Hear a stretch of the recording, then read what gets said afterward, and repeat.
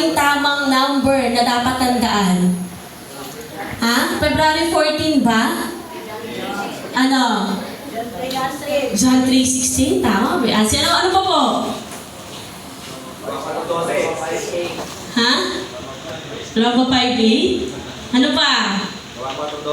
Gawa 4:12? 1 John 4:8? 3 John 4:9? Ayan. So, nakakatuwa po kasi kailangan po ma-remind tayo na hindi po dahil sa February 14, tayo nagsiselebrate ng Love Month. Nagsiselebrate tayo ng Love Month dahil may Diyos na namatay para sa iyo. Dahil yung sa pag-ibig niya para sa iyo. Po?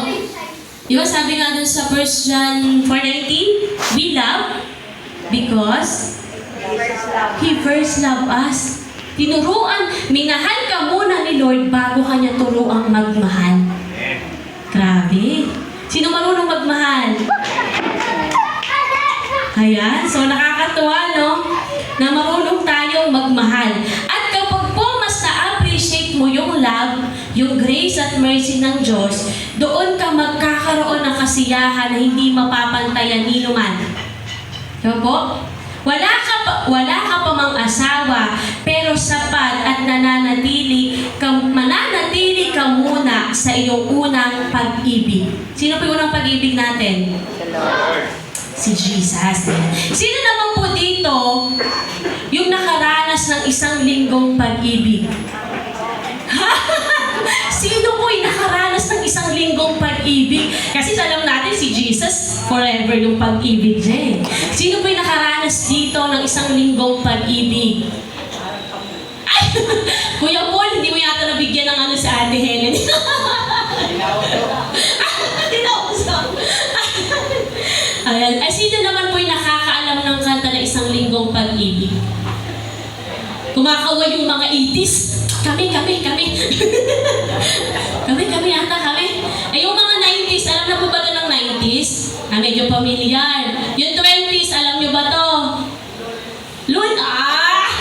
Papakinggan natin nga. Sige nga.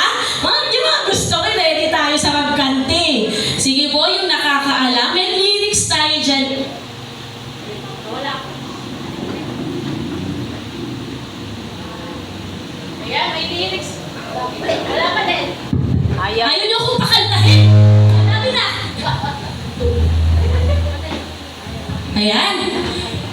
Ayan, so parang ayaw tayo pakantahin ng media.